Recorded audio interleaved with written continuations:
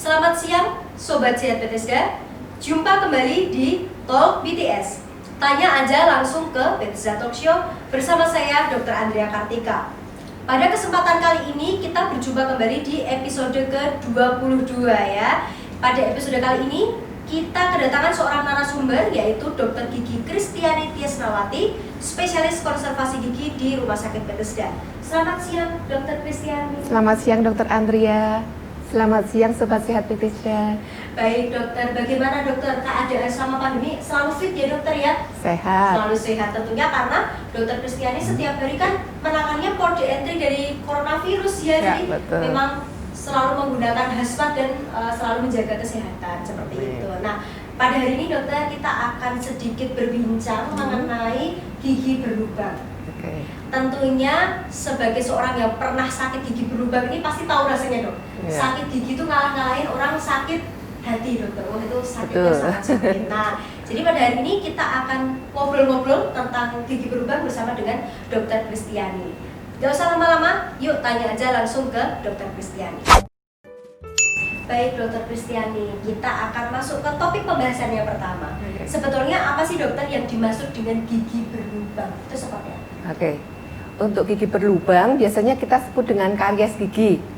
Itu adalah suatu kerusakan pada jaringan keras gigi yang menyebabkan adanya lubang pada gigi. Jadi gigi berlubang adanya lubang pada gigi. Baik dokter.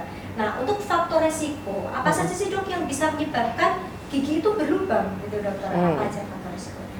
Faktor resikonya biasanya karena pertama kebersihan mulut itu kurang, ya. Terus suka makan makanan yang manis, asam, terus yang lengket-lengket seperti itu. Nah, gigi menjadi berlubang karena adanya sisa makanan yang menempel pada gigi. Sisa makanan itu disebut dengan plak menempel pada gigi. Nah, dengan adanya plak yang menempel pada gigi itu akan menimbulkan asam. Nah, asam inilah yang akan mengkeroposkan gigi. Di samping itu juga kurangnya menjaga kebersihan mulut dan kurangnya menyikat gigi. Jarang sekali menyikat gigi. Baik dokter, tadi dikatakan orang sudah sikat gigi 2 kali, itu pun juga pada bilang masih ada giginya berlubang. Nah, itu kenapa dokter? Jadi sebetulnya kapan sih waktu terbaik untuk gosok gigi itu kapan? Ya. Saat terbaik untuk gosok gigi sebenarnya 2 kali itu sebelum tidur dan sesudah makan. Ya, jangan sampai kita terobsesi dengan lagu-lagu zaman dulu gitu. Bangun tidurku terus mandi, tidak lupa menggosok gigi. Ya, kalau misalnya kita gosok giginya pada saat mandi, otomatis habis mandi kita makan lagi, berangkat sekolah atau berangkat kerja, kondisi gigi masih kotor. Ya. Tapi pada saat kita sudah selesai makan, kita gosok gigi, kita pergi kerja atau pergi sekolah, itu kondisi gigi bersih. Ya, apalagi kalau mau tidur, ya mau tidur itu justru aktivitas di dalam mulut benar-benar tidak ada, jadi bakteri itu berpesta pora pada saat itu. Gitu. Berarti kalau misalnya nih dok, kita mau tidur itu kan gosok gigi. Berarti setelah gosok gigi tidak boleh dok. Biasanya kan kalau anak-anak itu kan pada minum susu, minum susu sebelum tidur. Jadi bagusnya minum susu dulu baru gosok gigi. Ya betul. Nah itu Sobat Sehat Bethesda ini mendapatkan tambahan ilmu ya. Jadi kita kalau misalnya mau sebelum tidur tuh bener-bener sebelum tidur itu sudah keadaan gigi dalam keadaan yang bersih. Baik dokter. Nah kalau kita membicarakan mengenai gigi berlubang, jadi kan sebetulnya kita pengennya kalau misalnya gigi berlubang itu jangan sampai yang sampai mengganggu. Bahkan kadang-kadang ada orang yang sampai migrain ya dok. Saya juga pernah mengalami migrain yang sakit sekali dokter. Nah sebetulnya bisa nggak sih dok ada gejala awal muncul tuh kita bisa mendeteksi dini. Oh ternyata kalau ada seperti itu merupakan gejala awal. Ya, kalau kita bisa memperhatikan gigi kita sendiri, sebenarnya awal gigi berlubang itu ada satu titik hitam. Ya, kalau pada fisur-fisur maksudnya pada gigi itu kan kelihatan ada lekuk-lekuan. Nah, lekuk-lekuan itu kalau sudah ada warna hitam, itu sudah tanda awal bahwa gigi itu akan terjadi lubang, ya. Atau warnanya putih, ya. Atau pada saat makan sering keselip makanan. Nah, kalau pada saat makan itu sering keselip makanan, kita harus hati-hati. Ada kemungkinan terjadi lubang di sela-sela antara gigi dengan gigi. Nah, itu biasanya timbulnya warna putih. Nah, warna putih itu biasanya menggerogoti lapisan kedua dari gigi.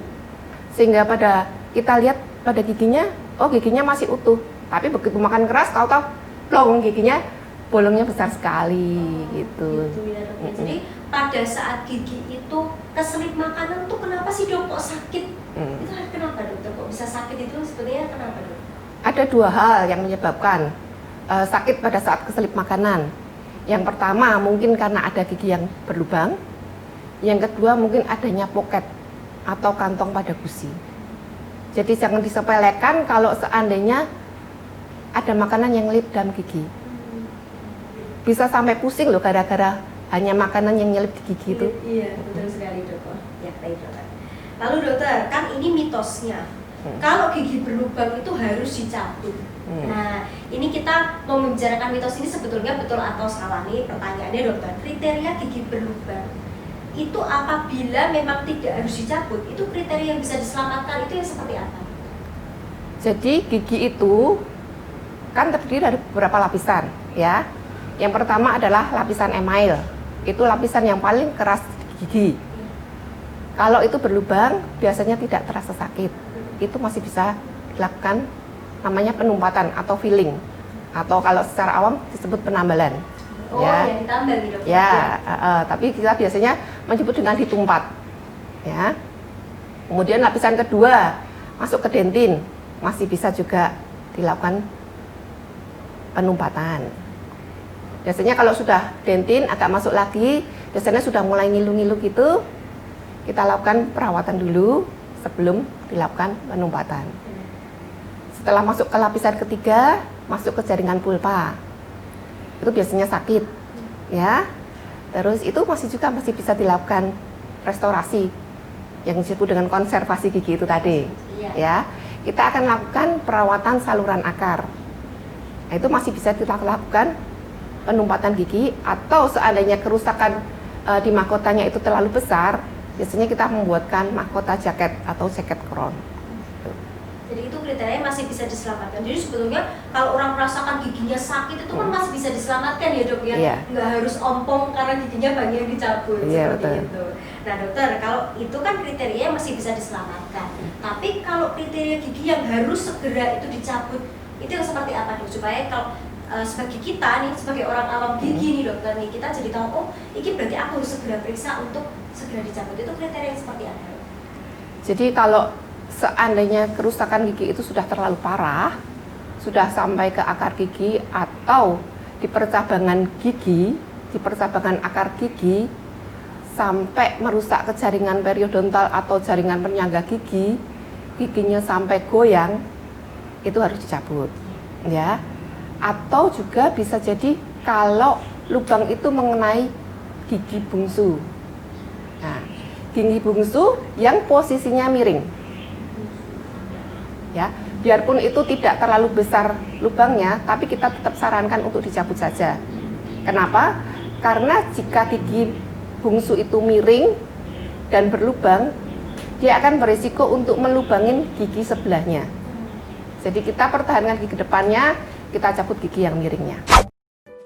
Baik, Dokter, untuk gigi berlubang tadi kita sudah bahas mengenai mana yang harus kita pertahankan, mana yang harus dicabut. Nah, terkadang orang-orang kan kalau giginya sakit kayak, aduh nanti kok dicabut giginya ompong gimana dong, gitu kan, Dok. Nah, apabila itu tidak ditangani secara paripurna, apa sih, Dok, komplikasi yang bisa muncul kalau orang itu nggak mau periksa biasanya, Dok? Ya, jadi kalau kita punya gigi yang berlubang, kita lihat dulu lubangnya itu sampai seberapa jauh, ya, seberapa dalam dan seberapa lebar. Misalnya itu gigi itu berlubang baru mulai dari lapisan yang pertama, lapisan email, itu biasanya pasien tidak merasakan apa-apa. Kalau pasien yang nggak ngeh, biasanya didiemin aja, ya, diemin aja, nanti langsung meluas lagi sampai ke lapisan kedua, lapisan dentin. Itu sudah mulai terasa ngilu sih.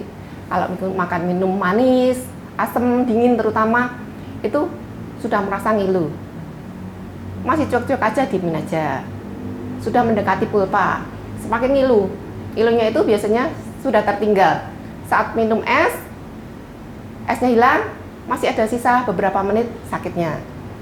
Diamkan lagi, semakin sakit lagi. Sudah kena pulpa giginya, sakitnya luar biasa, benar-benar sakit. Tidur pun sampai termimpi-mimpi sakit gigi. Setelah bangun, beneran sakit nih gigiku. Dan pasien sampai bingung, dok ini sakit giginya yang sebelah mana? Nggak tahu, pokoknya semuanya sakit, nggak tahu yang sebelah mana, karena sakitnya itu luar biasa. Saya minum obat penghilang rasa sakit paling bertahan cuma beberapa menit saja, setelah itu sakit lagi. Nah, itu memang harus ada tindakan dari dokter gigi, tidak bisa hanya sekedar minum obat saja, karena minum obat hanya bertahan beberapa saat, setelah efek obat habis, ya pasti sakit lagi. Terus yang setelah didiamkan lagi, giginya akan non vital atau disebut dengan nekrosis gigi. Nah, kalau sudah nekrosis gigi biasanya bengkak. Nah, bengkak lama-lama bisa sepsis. Tuh. Sepsis itu seperti apa tuh dokter biasanya kalau untuk sobat Sehat Bethesda biar mengerti sepsis itu sampai yang kayak apa dok kira-kira yang sampai parah itu? Sepsis itu bisa sampai pembengkakan yang sangat besar, bisa menyumbat juga ke saluran nafas, panas badannya, gitu. Berarti bisa sampai sebahaya itu ya dokter kalau tidak ditangani dengan baik. Jadi sobat Sehat Bethesda mungkin bisa datang ke rumah sakit Bethesda karena kita mempunyai dokter spesialis konservasi gigi yang bisa membantu keluhan Anda. Nah ini dokter, ini juga ada pertanyaan, amankah dokter kalau misalnya gigi saya udah kesakitan sekali, aman nggak dok kalau datang ke rumah sakit Bethesda untuk periksa gigi? Iya, untuk rumah sakit Bethesda amat sangat aman. Iya. Ya. Kita mengikuti protokol kesehatan yang ada di rumah sakit Bethesda. Sejak awal kita masuk, cek suhu tubuhnya, kemudian dokter dan perawat juga menggunakan APD yang lengkap. Kemudian kita juga mempunyai dental suction aerosol untuk menyedot aerosol dari pasien. Kemudian juga alat-alat kita sterilkan, jadi semuanya aman untuk pasien. Jadi malah kalau sakit jangan ditunda ya dok ya. Ya, betul. Ada alasan dok, kita langsung periksa saja ke rumah sakit Bethesda karena rumah sakit Bethesda sudah aman. Seperti itu ya. Baik dokter, nah ini yang terakhir dok. Apa sih dok yang bisa kita lakukan untuk mencegah gigi berlubang? Kan mencegah lebih baik daripada mengobati dok. Daripada datang-datang sudah sangat kesakitan sampai migrain, lebih baik kita cegah. Nah itu pencegahannya mungkin yang dokter bisa sampaikan kepada sobat Sehat Bethesda. Ya. Yang jelas jaga kebersihan mulut, ya, itu pasti. Sikat gigi 2 kali sehari, pasti. Waktunya jangan lupa yang tadi, sehabis makan dan sebelum tidur. Kemudian menggunakan dental floss.